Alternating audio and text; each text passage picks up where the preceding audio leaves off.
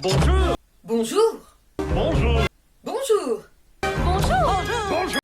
Et c'est parti pour la Belle et la Bête.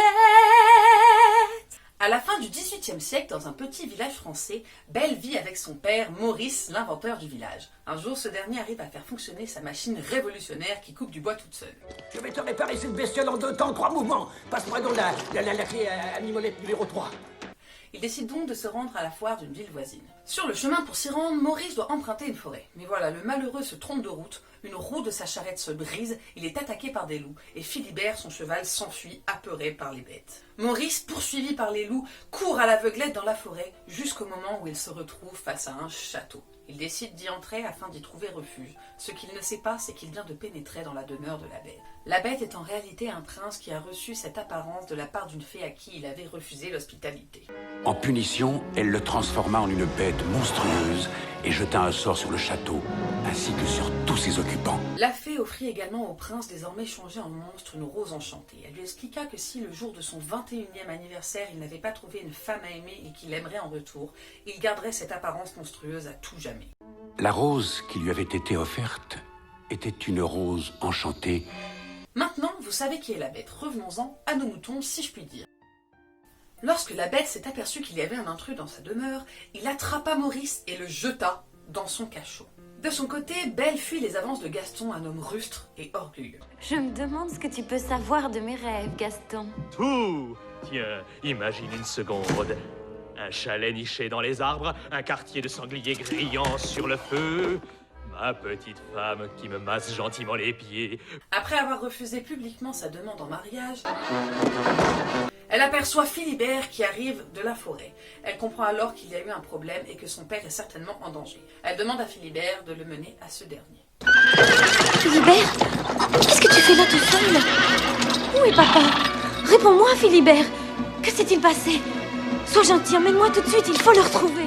Belle se retrouve devant le château de la bête à son tour et décide d'y pénétrer. Elle appelle. Est-ce qu'il y a quelqu'un? Mais personne ne lui répond. En revanche, 2 personnes l'entendent. Ce sont Lumière et Big Ben, 2 serviteurs qui ont été changés en chandelier et en horloge. Il décide donc de l'emmener silencieusement à son père.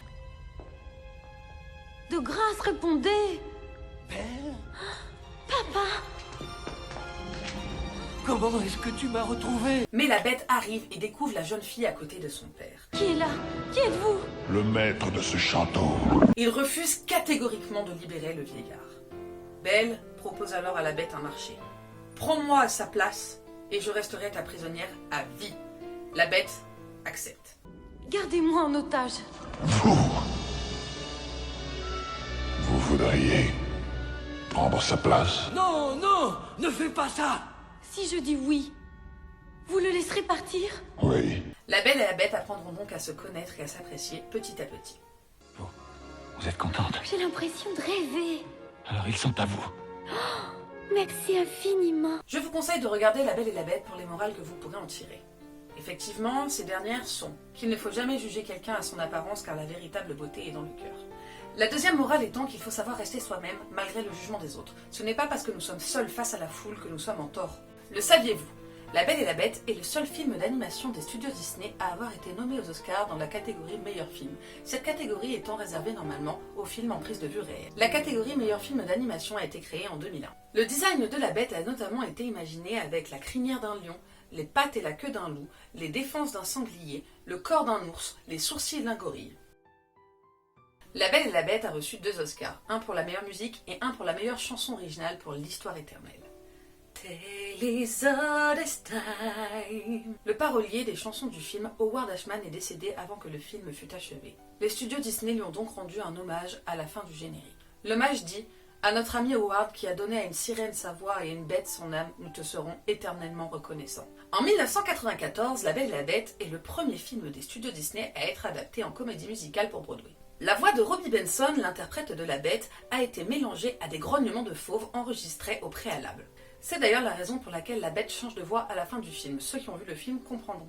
Dans la séquence d'introduction du film, on peut lire sur les vitraux Vinquit, quit chez Vinquit qui signifie vaincra qui pourra se vaincre. A l'origine, le personnage de Zip, le fils de Madame Samovar, ne devait apparaître qu'une seule fois à l'écran. Faute de temps, la séquence finale où la Belle et la Bête dansent ensemble a été calquée sur celle de la Belle au bois dormant. Et voilà, c'est fini pour La Belle et la Bête, j'espère que ça vous a plu. N'hésitez pas à vous abonner, vous avez aussi ma page Facebook dans la description. Ciao! Bonjour. Ah non, mais je dis ciao, pas en mode bonjour. Bonjour. Non mais t'as vraiment pas compris. Bonjour. Et si je te dis, je veux vivre autre chose que cette vie. Bonjour. Bonjour. Ces gens comprennent pas que la